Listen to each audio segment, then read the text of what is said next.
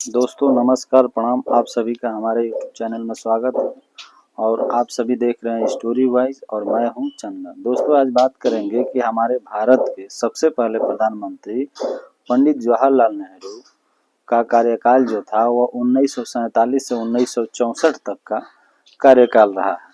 और इतने दिनों के कार्यकाल में नेहरू जी ने हमारे देश के लिए बहुत कुछ दिए हैं। दोस्तों अगर कहा जाए तो किसी भी चीज का नींव रखना बहुत कठिन होता है। दोस्तों ऐसा भी नहीं है कि इस नींव को रखने में सिर्फ नेहरू जी का ही योगदान रहा है, बल्कि हमारे देश के जितने भी लोग शहीद हुए हैं उन सभी का योगदान रहा है और उन सभी का ही योगदान से ही हमारा देश आजाद हुआ था। दोस्तों नेहरू जी की आधुनिक भारत का नींव रखने वाला एक स्वर्णिम और परिवर्तनकारी युग माना जाता है, क्योंकि उन्होंने 17 वर्षों के शासनकाल में देश को कई महत्वपूर्ण क्षेत्र में दिशा दी है। और दोस्तों उन्होंने भारी उद्योग जैसे भिलाई, दुर्गापुर और राउरकेला में स्टील प्लांट की स्थापना की थी और भाखड़ा नांगला जैसी विशाल बहुउद्देशीय नदी घाटी परियोजनाओं को आधुनिक भारत का मंदिर कहे थे। और दोस्तों शीत ऋतु के दौरान भारत को किसी भी गुट में शामिल न करके उन्होंने गुट निरपेक्ष आंदोलन की नींव रखी थी, जिससे वैश्विक मंच पर भारत की एक स्वतंत्र और मजबूत पहचान बने। दोस्तों उन्होंने देश में आम चुनाव सुनिश्चित किया। दोस्तों सांसदीय लोकतंत्र को मजबूत बनाया और कला, सांस्कृतिक व शिक्षा जैसे आईटीआई और ईजीसी की स्थापना को बढ़ावा भी दिया था। दोस्तों हालांकि कुछ आलोचक इस दौरान कश्मीर मुद्दे के अंतर्राष्ट्रीय और 1962 के भारत चीन युद्ध के समय की सैन्य तैयारी में कमी को उनके कार्यकाल की प्रमुख चुनौती के रूप में देखते हैं। दोस्तों अगर देखा जाए तो पंडित जवाहरलाल नेहरू स्वतंत्र भारत के सबसे पहले प्रधानमंत्री थे और उनका सबसे बड़ा योगदान एक मजबूत धर्मनिरपेक्ष और आधुनिक राष्ट्र की नींव रखा था। और उन्होंने देश में लोकतंत्र की गहरी जड़ें जमाई और औद्योगिकरण के लिए भारी उद्योग स्थापित भी किया था। और दोस्तों शिक्षा, विज्ञान व अंतरिक्ष अनुसंधान को बढ़ावा देने वाले प्रमुख संसाधनों की स्थापना भी की थी। दोस्तों अगर देखा जाए तो उनके महत्वपूर्ण योगदान को बहुत सारे बिंदुओं में समझा जा सकता है।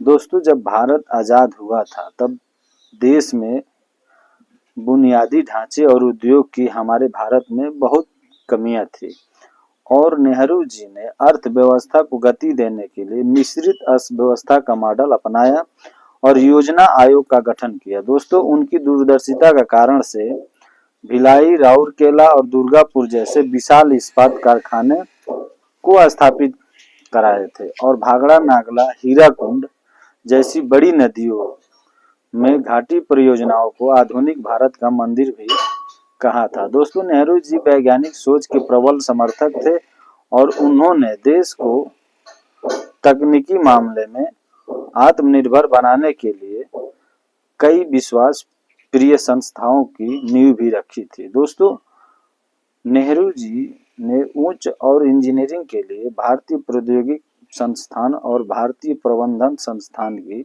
स्थापना की और उन्होंने डॉक्टर होमी भाभा के साथ मिलकर के कुछ परमाणु ऊर्जा कार्यक्रम और अंतरिक्ष अनुसंधान के आधारशिला भी रखे थे। दोस्तों उन्होंने एक नवजात और विविध राष्ट्र को एकजुट रखने के लिए लोकतांत्रिक ढांचे का निर्माण भी किया था, जिसमें निष्पक्ष चुनाव, स्वतंत्र नगरपालिका, स्वतंत्र प्रेस और संसद सर्वोच्च थे। उन्होंने भारत की विविधता में एकता की अवधारणा को हमेशा सर्वोपरि रखा। दोस्तों अगर विदेश नीति की बात की जाए तो नेहरू जी की अंतर्राष्ट्रीय स्तर पर उन्होंने भारत को एक नई पहचान दिलाई थी, क्योंकि सेठ युद्ध के दौरान उन्होंने किसी भी कोर्ट में शामिल होने के बजाय गुट निरपेक्ष आंदोलन की स्थापना की और इससे भारत में अंतर्राष्ट्रीय मंच पर अपने स्वतंत्र और सशक्त विदेश नीति स्थापित किया। दोस्तों नेहरू जी के कार्यकाल में महिलाओं को सशक्त बनाने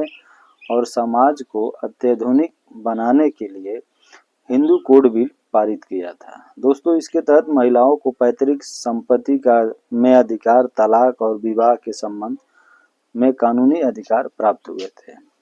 दोस्तों, अगर बात करते हैं तो प्रधानमंत्री नरेंद्र मोदी जी के जो कार्यकाल हैं, जो वर्तमान में चल रहा है, तो मोदी जी ने भी देश में डिजिटल क्रांति, बड़े दुनिया ढांचे के विकास और सामाजिक कल्याण योजनाओं और सशक्त विदेश नीति के क्षेत्र में व्यापक बदलाव देखने को मिला है। दोस्तों, मोदी जी की प्रमुख उपलब्धियां में डिजिटल इंडिया, मजबूत राष्ट्रीय सुरक्षा और बुनियादी ढांचे का विस्तार भी शामिल है। दोस्तों, अगर बात करें तो जन धन योजना, आधार और मोबाइल की त्रिमूर्ति से करोड़ों लोगों को सीधे बैंक प्रणाली से जोड़ा गया और साथ ही यूपीआई के माध्यम से डिजिटल लेन देन को वैश्विक स्तर पर मान्यता दिलाई गई। और दोस्तों, आतंकवाद के खिलाफ सशक्त रूप अपनाते हुए सर्जिकल स्ट्राइक और एयर स्ट्राइक जैसे कदम उठाए गए और उत्तर पूर्व भारत में शांति बहाली और नक्सलवाद में भी भारी कमी दर्ज की गई थी। दोस्तों, जम्मू और कश्मीर से अनुच्छेद 370 और 35A को पूरी तरह से समाप्त किया गया और अयोध्या में भव्य भगवान राम का मंदिर का निर्माण पूरा हो गया। दोस्तों, मेक इन इंडिया और प्रोडक्शन लिंक्ड इंसेंटिव स्कीम के जरिए भी निर्माण को बढ़ावा दिया गया और देश भर में एक्सप्रेसवे, नए हवाई अड्डे और वंदे भारत जैसे आधुनिक ट्रेनों का जाल बिछाया गया। दोस्तों, अगर बात करें तो गरीबों के लिए प्रधानमंत्री आवास योजना के तहत पक्के घर, आयुष्मान भारत के तहत मुफ्त इलाज और उज्ज्वल योजना के तहत मुफ्त गैस कनेक्शन जैसी योजनाएं भी लागू की गई थी। दोस्तों, मोदी जी का वैश्विक मंचों पर भारत की कूटनीति स्थिति मजबूत हुई है और G20 जैसे महत्वपूर्ण अंतर्राष्ट्रीय शिखर सम्मेलन में सफल अध्यक्षता की गई है। दोस्तों, इस तरह की बहुत सारी योजनाएं और बहुत सारी कार्य देश हित में किया गया है। दोस्तों, मोदी जी ने अपने 12 साल के कार्यकाल में बहुत सारी योजनाएं को एक सफलतापूर्वक काम किए हैं, क्योंकि नोटबंदी जैसे कार्य को सफल और कोरोना जैसे महामारी से निपटने का एक सफलतापूर्वक सिस्टम बनाया गया था और इन दोनों का सामना करने के लिए भारत का हर नागरिक मोदी जी के साथ खड़ा था, जिसकी देन है कि आज मोदी जी इस दोनों में वैश्विक महामारी जैसे कोरोना आया था, इन सब से निपटने में सफल रहे। दोस्तों, अगर वीडियो अच्छा लगे तो हमारे चैनल को जरूर सब्सक्राइब कीजिएगा और बेल आइकन की घंटी भी बजा दीजिएगा और दबा के शेयर कीजिएगा। नमस्कार, प्रणाम, जय हिंद, जय भारत।